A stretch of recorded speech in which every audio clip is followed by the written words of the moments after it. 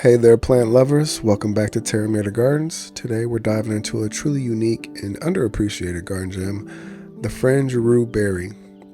Let's start with a cool tidbit. Fringed Rue, especially cultivars like Barry, is one of the few garden plants that's both deer resistant and drought tolerant, making it a dream for low maintenance landscaping. But here's the real kicker. Some cultures believe Rue had the power to ward off evil spirits. Fringed Rue is native to southern Europe and has been cultivated since ancient Roman and Greek times. The variety Barry is more of an ornamental cultivar, known for its finely textured, lace-like leaves. Rue has long been associated with medicinal, spiritual, and even magical traditions, used in everything from protective amulets to herbal tonics.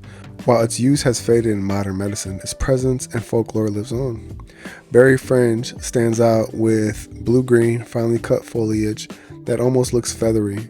It has an upright, slightly shrubby form, usually growing around 18 to 24 inches tall. In mid to late summer, you might spot small yellow flowers that add a delicate touch, although the leaves remain the main attraction all season long. Its unique texture makes it a stunning contrast plant in any border or herb garden. This plant is tough. It thrives in full sun and well-drained soil, and once it's established, it barely needs water. Think Mediterranean conditions, warm, dry, and bright. It doesn't like wet feet, so be sure not to overwater. Fringed Rue is also known to handle poor soils and rocky spots with ease, making it perfect for xeriscaping or tough garden corners. Fringed Rue makes a great companion plant in herb gardens, especially around roses or lavender, thanks to its strong scent that deters pests. But keep in mind, while it is helpful in the garden, it's also a plant that you'll want to handle with care, as the sap can cause skin irritation in some people, especially under strong sunlight. Gloves are your friend when pruning. One quirky behavior of Rue is that it's allelopathic, meaning it can inhibit the growth of some nearby plants, particularly basil. So while it's helpful in the pest control, give it some space from delicate neighbors and its foliage. It's not just pretty. That bitter smell is a natural deterrent to rabbits, deer, and even cats.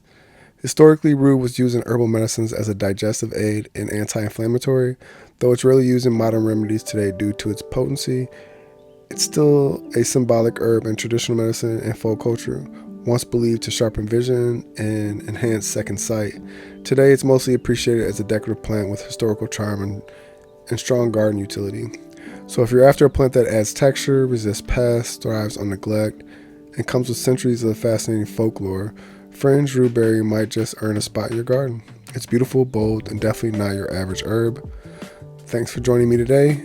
If you've grown Fringed Rue or have stories about its history or symbolism, I'd love to hear them in the comments. And as always, like and subscribe if you're digging the garden series. Until next time, happy growing.